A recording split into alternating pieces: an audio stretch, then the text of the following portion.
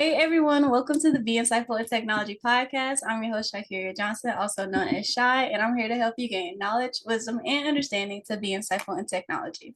So, also, if you're listening to this on any platform like Spotify, Apple, Google Podcasts, make sure you leave a rating and also subscribe so that way we can get this podcast out to more people who may need help entering the technology field. So, let's get into today's episode.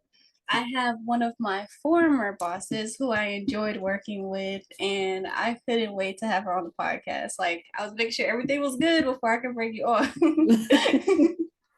So I'm gonna let her introduce herself, and then we'll get going. Hello, my name is Leslie Connor. I am, as Shai said, I was one of her bosses. I work at the Home Depot. I'm an IT product support manager. I support the infrastructure um, operations for Home Depot. I have teams in Austin, Texas, and offshore. About like 50, 60 people who report under me.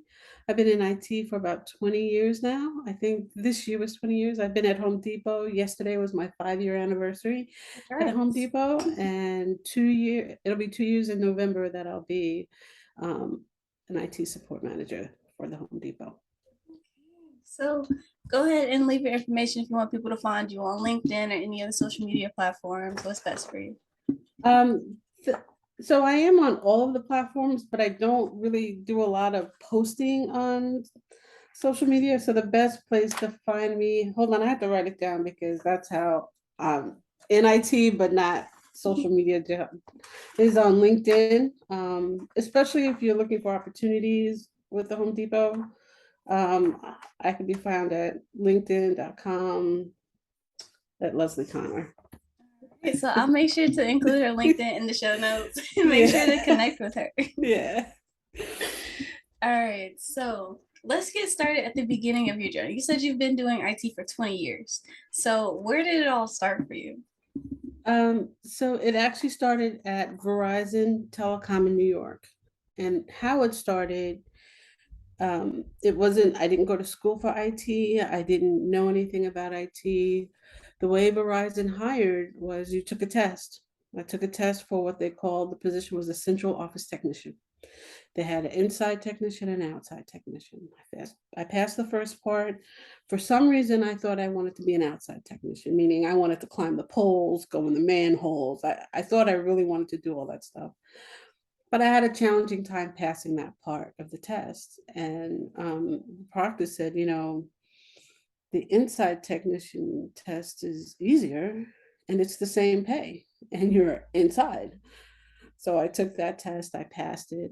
It took about a year. I had to follow up with what was going on, and I followed up a year later, and they brought me on. And I remember the first day I walked in, I was in a corporate environment now because I did retail and social services because that's where I got my degree in.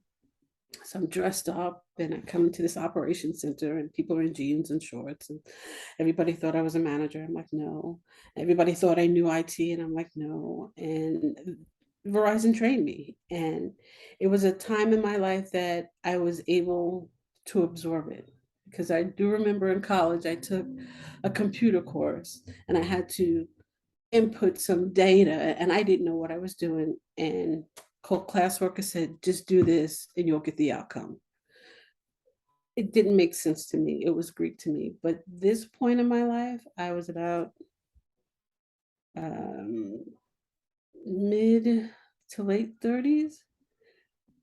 It just clicked when I sat in the courses and they were telling me about ones and zeros. It just started to click. It just started to I just started to understand things. So what I did at this job was um, this position supported the inter-office facilities for Verizon. So any company that had any sort of circuits that went through Verizon, we supported it. So we would troubleshoot different things and stuff like that. So when you hear about fiber cuts and stuff like that, my team would try to isolate where that cut was and get the right people there.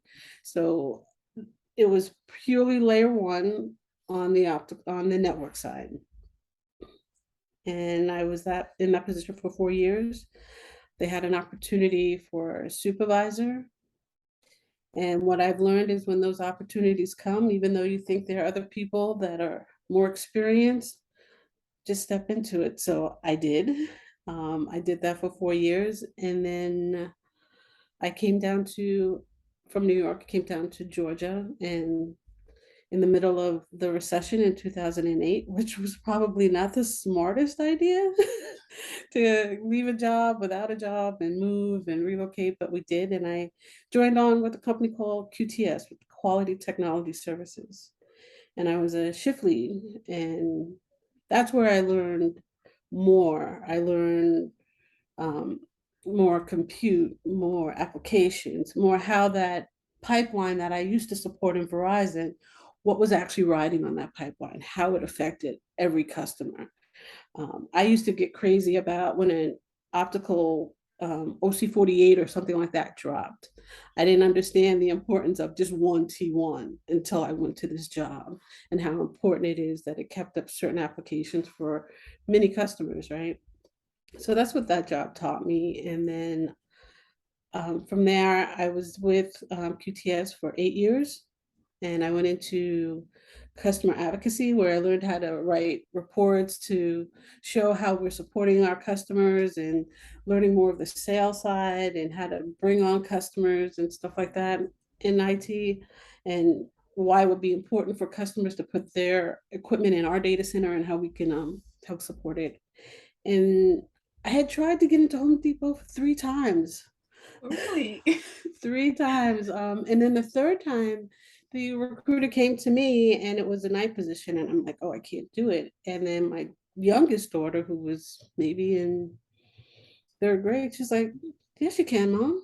And then my husband and I figured it out with the help of my mother. And I said, I missed this opportunity. How do I re-engage the recruiter? And sitting in a church service, I'm like, God, how do I do this? And he just said, just let her know that for the next opportunity. So that's what I did. I said, I probably missed out on this opportunity, but if any other night opportunities come along, I can do them.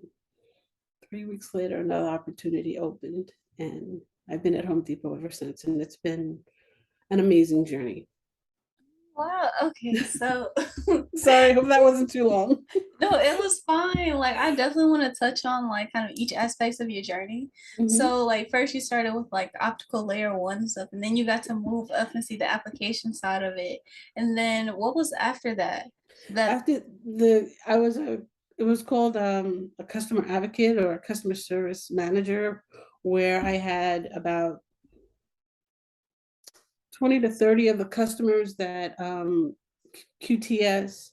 So QTS owns data centers, and we have customers that we bring into those data centers, and we have we had either co-location space or managed service space.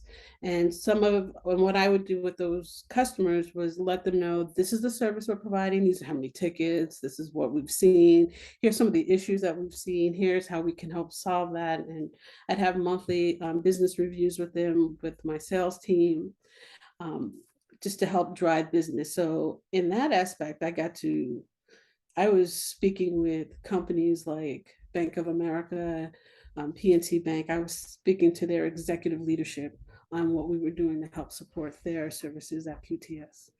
So it was a little bit outside of the room, but it helped me to feel comfortable speaking at people at different levels. wow. Okay, so I feel like sales roles and customer like success tying together so heavily because of they're very popular right now because Hmm. they're like you can get into the IT industry without being super technical because you can Right, learn and they'll teach you what you need and you can be more so interfacing with a lot of people rather than like just sitting down at a desk essentially. right. So how did you feel about that role? Did you enjoy it more? Did what was like three takeaways you had from there? So while I was um, a shift lead in their operations center, where we were a jack of all trades, a master of none. The company was changing, and our VP said, here's an opportunity. It wasn't something that I felt comfortable with doing. I'm a behind the scenes trying to push everybody up person. Here I had to be in the forefront, giving presentations, putting presentations together. Not my skill set. So I was going to pass on it. And one of the technical guys was like, you need to go for it, whether you feel comfortable or not, because leadership is pointing you in that direction. So I went back again, humbled myself, and had an interview and got the position. So it was a training position for me to hone in on my presentation skills, hone in on my communication skills, because monthly I was doing about 7 or 8 monthly business reviews, and some of them were small companies, but when it became with the bigger companies, like Bank of America, and every quarter I would meet with their global vice president. And really, in that meeting, I was just sitting there taking notes, but just to be in that present at that level, um, it was just preparing me for different things. Still not sure what, but I know it's still preparing me. So that's how I took it. I took it as I've started to learn that when people open doors for me, whether I think I'm ready or not, I just have to walk right in, because they're not going to let me fail either. If they open the door, they're not. Their their reputation is on the line as well. So that's what I'm learning in this journey. Okay, I'm so glad that you mentioned that because I feel like in my journey right now, there are doors being opened, but like I'm also at a point where I'm trying to do a lot of things where I'm not sure which door to walk into. Yeah, that is, to you, what I've known about you is that you have this great energy. So people are going to like, hey, we can use her for this. She should try this. And that becomes challenging. I, on the other hand, because I was so quiet and set back, those opportunities, it was easier because it was just one opportunity. And it was like, it was really a no-brainer. And it was usually just my fear holding me back. So when you have those different ones, you have to really align it with what are some of your core values. Is it going to change any of those things, right? If I take this position, they're great opportunities. Is it going to take so much away from me that I move away from what I really want to do? So those are some of the questions that you have to ask when you have all those different doors opening. How do I stay true to who Shy is and still grow and explode?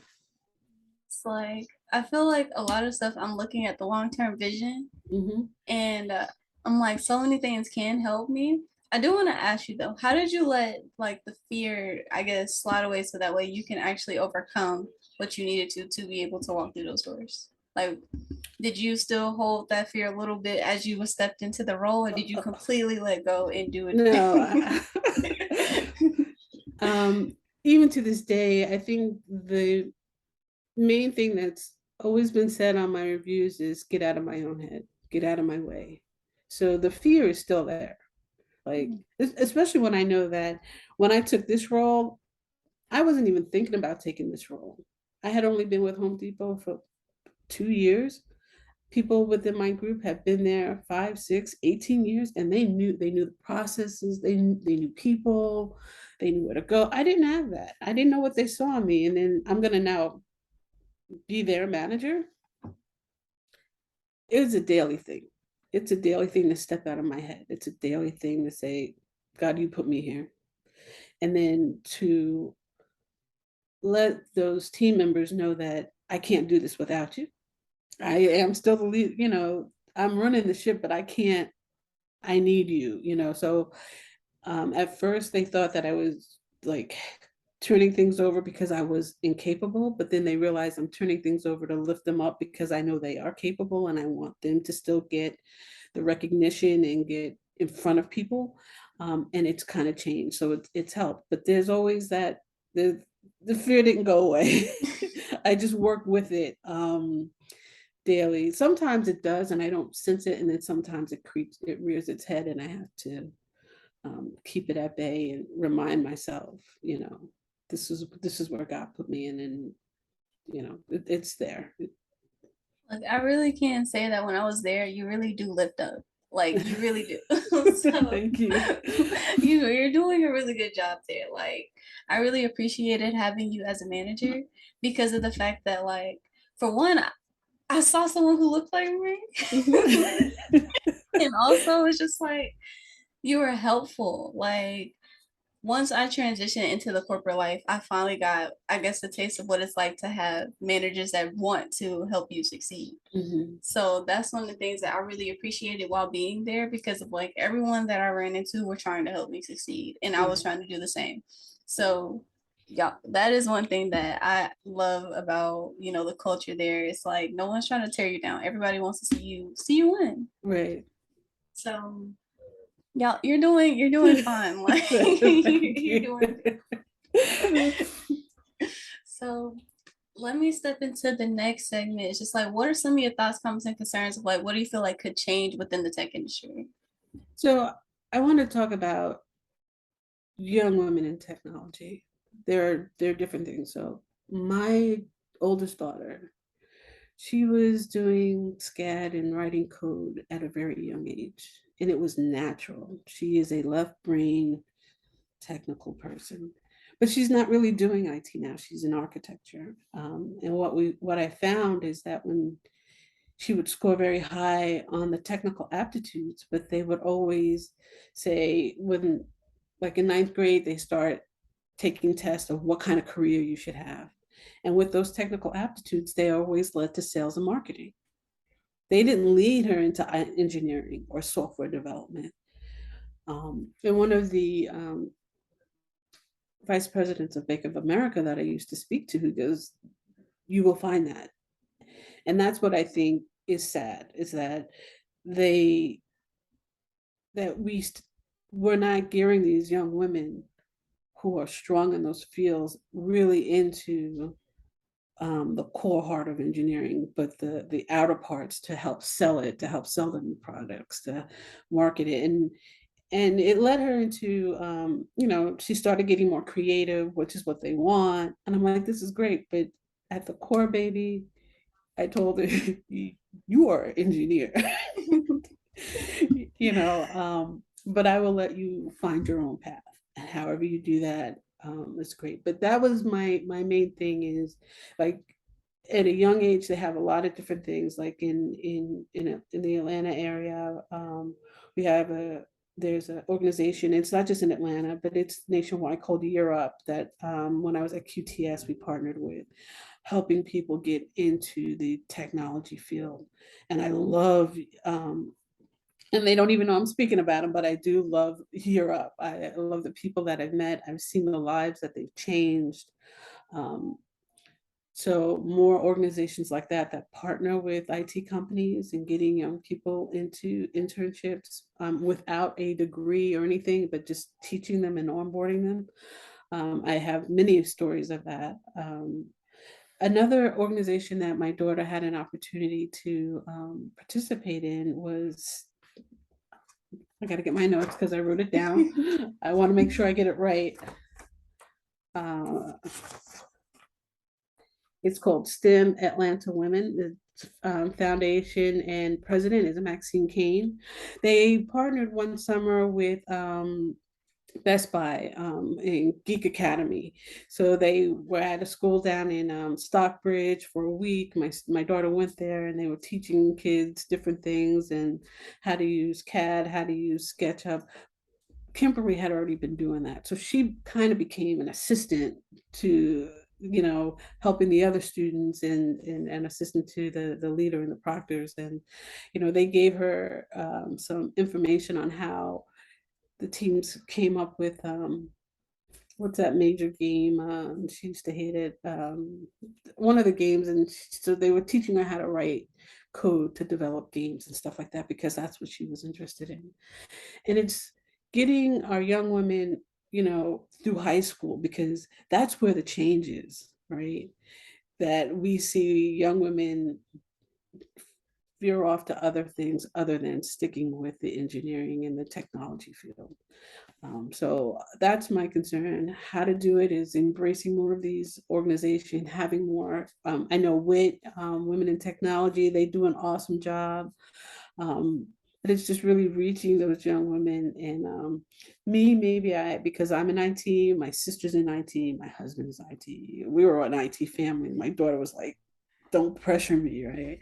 But just, rallying around young women through the high school years, not getting them at young, but keeping them through those middle school and high school years till college, so they can continue, um, and really make an explosive and empowering opportunities for them. I think it would be great. That those are the areas that I see we can work on and develop and stuff like that. Well, I definitely agree with that because I really got my start in high school. Mhm. Like that high school time, there's a lot of opportunity there because they're students. A lot of the resources are available for people who are still in school, in high school especially.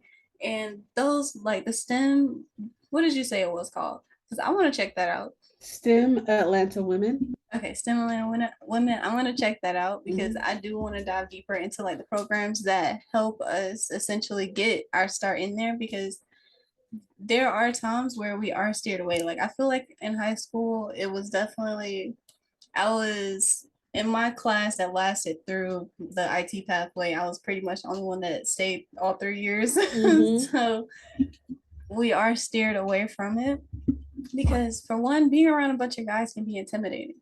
Right. And having that, I guess, safe space with more girls, more women around you to make you feel empowered to go after, like, oh, this is really possible for me. Mhm. That is so important. So I definitely will check that out and hopefully can see more of what their program has to offer. Yeah, another program that is Black Girls Code in Atlanta. I'm not sure if you're aware of that one. They have a lot of different opportunities. The only thing is, when my daughter was in them, she was already far ahead.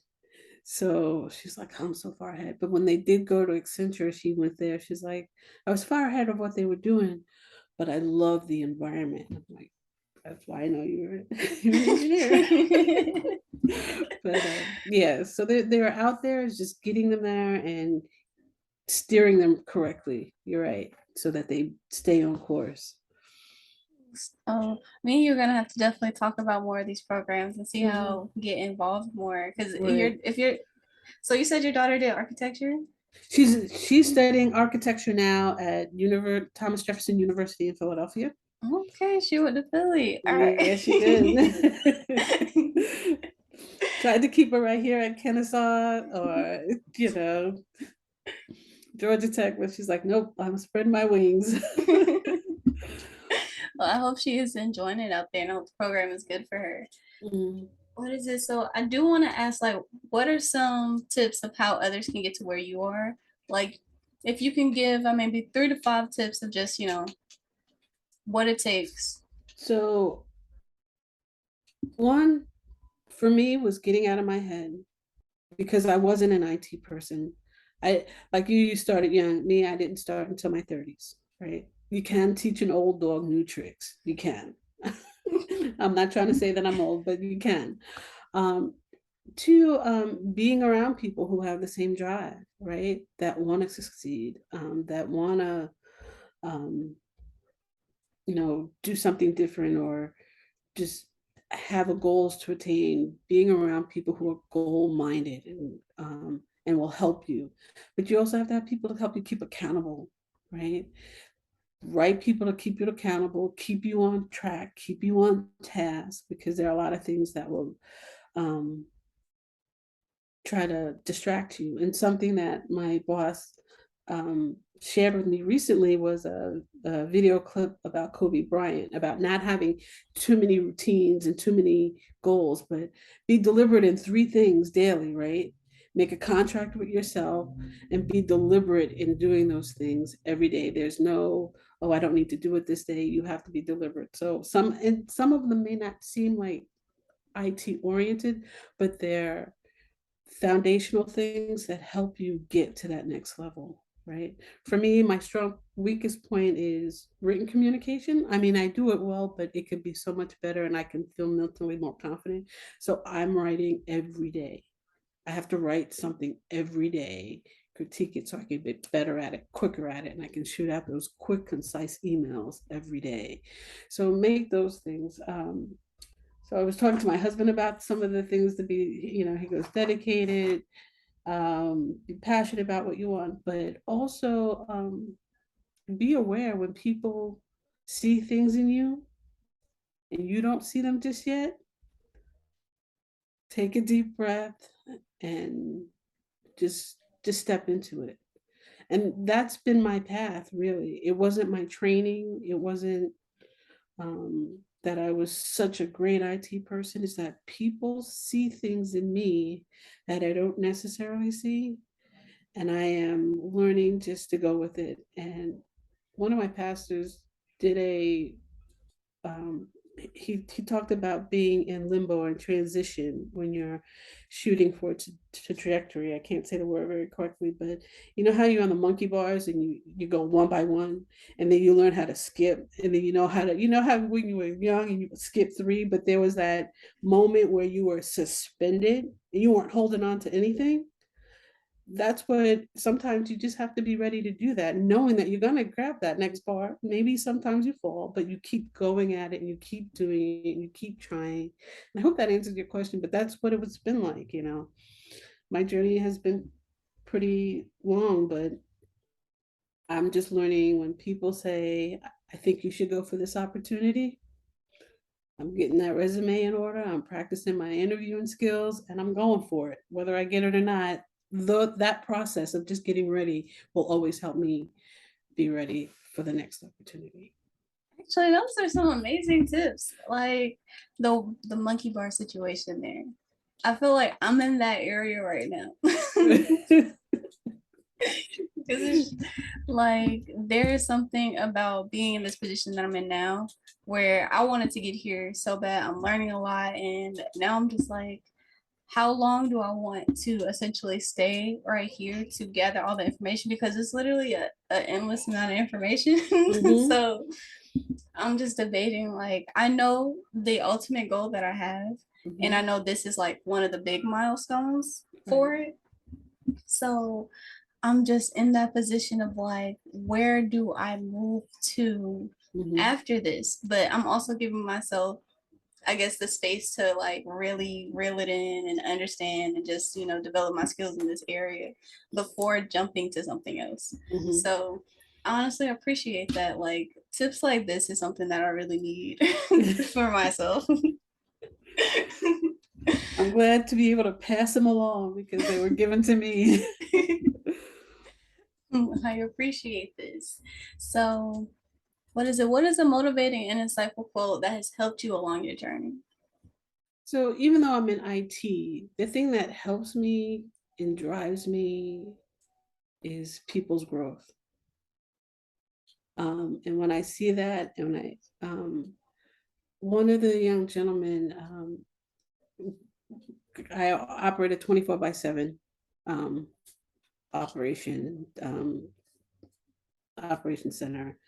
And it was challenging during COVID, having some people wanting to come to days and other people not wanting to go to nights, and helping people find different solutions. And one solution for one of the individuals was a job that opened up. And he's like, I'm not sure if I can do it. And I'm like, well, I'm just going to suggest that you apply for it and see what happens. And I had nothing to do with the selection. I just said applied it. And the team said that of all the people that applied, he is the best person. So a year and a half later, he said, you have changed my life because I wasn't going for it. I wasn't going to do this position. One, the salary increased, my family's life changed. I'm learning so much more than I ever would have done in the other position. It's really opened things up, and I didn't think I had it. So it's that drives me. Um, when I see people who are in Europe who are doing better than I am, I'm like, they may not even remember me, but I know in the back of my head that I had a little bit to do with it. And I love it. I love it. I love it. I love seeing people take on those challenges and just succeed and grow. Men, women, it doesn't matter. I do really. It holds a bigger heart when I see my women friends really expound and grow. And I have one who was an intern and now she's a senior manager somewhere else. I'm like, damn girl, you're doing better than me. That's great. We still connect, and she's, teach me something, but this is where I am. I'm here. I'm not rung on the ladder to help get somebody else to that next spot. And I don't mind being that. That's what I'm good at. And then showing people like, hey, look over here, try this. I feel like I'm like that advocate connector in the IT space to help people grow. Well, okay, so we need more people like you.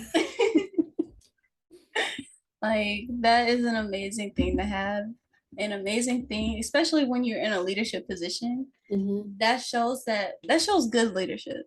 And I feel like that's taken for granted in other places. So value that a lot. I will Thank say you. I know I value that a lot. Well, so we saw, I mean, when you came to us on an interview, the whole L3 team was like, this young lady is going places. I'm like, we knew it, just at that one point, and then you were so eager and hungry to learn, and you took those steps to say, well, what do I need to do here at Home Depot to get to the next step? And you did what we asked, and look at you now. You paired that with your education, and you're just doing great. Thank you. Like I'm learning that when you set a goal, achieving it is pretty much everything. Like I'm definitely goal oriented. I want to make sure that I get to that next spot. And that's one of the things where it's like I value the people I meet along the way because I feel like I meet everybody for a reason. Right. And I don't take advantage of that. I make sure that I really get to know somebody and understand like their mission, their goals, because I want to help people out with that too. It's Mhm. just like I really appreciate everybody that I come in contact with because they all teach me something. So I just really have to say thank you because I really appreciate you. Like you have no Thank you. clue how big you've helped, like how much you've helped my journey. Well, thank you very much. I'm glad just to be a part of it and see it and watch it. I follow you and see your podcast, see you on LinkedIn, you doing your thing, and I'm like, that's what I'm talking about, right? Well, I appreciate you so much. And I appreciate you for coming onto the podcast. Like, I really do hope that I want to have like a women's podcast, like a little panel. Hmm. And I'm just letting everybody know, like, ahead of time that I definitely want to get a panel discussion going about like the challenges, the benefits, like, what is it like being in IT as a female figure? So, I'm going to let you sign off, but thank everybody for tuning in to the Be Insightful in Technology podcast to gain some knowledge, wisdom, and understanding. Make sure you subscribe to this podcast on any platform that you listen on and leave us a rating. All right, tune in every Thursday.